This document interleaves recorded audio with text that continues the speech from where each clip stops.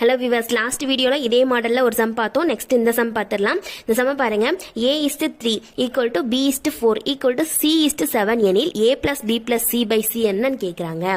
இப்போ ரேஷியோ கொடுத்துருக்காங்க. ஏக்கும் 3க்கு நடுவில் ரேஷியோ இருக்கு. இப்போ என்ன பண்ணுவோம், நம்ம a/3 மாற்றுவோம். ரேஷியோ வந்து பையா மாற்றிடுவோம்.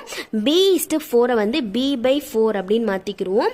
c:7 வந்து c/7 அப்படின்னு எழுதிக்கிறோம். இப்போ abcயோட வேல்யூ கேட்குறாங்க.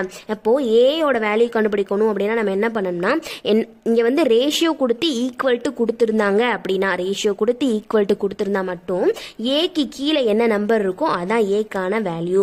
ஏக்கு கீழே இப்போ என்ன இருக்கு, 3 இருக்கு. பிக்கு கீழே என்ன இருக்கு, 4 இருக்கு. சிக்கு கீழே என்ன இருக்கு, 7 இருக்கு. இதுதான் ஏபிசிக்கான வேல்யூ. இப்போ இதுல போய் அப்ளை பண்ணிடலாமா? அப்ப ஏயோட வேல்யூ 3, பியோட வேல்யூ 4, சியோட வேல்யூ 7. கீழே என்ன இருக்கு, சி இருக்கு. அப்ப 7 தான். இப்போ இது எல்லாத்தையும் ஆட் பண்ணி ஷார்ட் பண்ணணும்.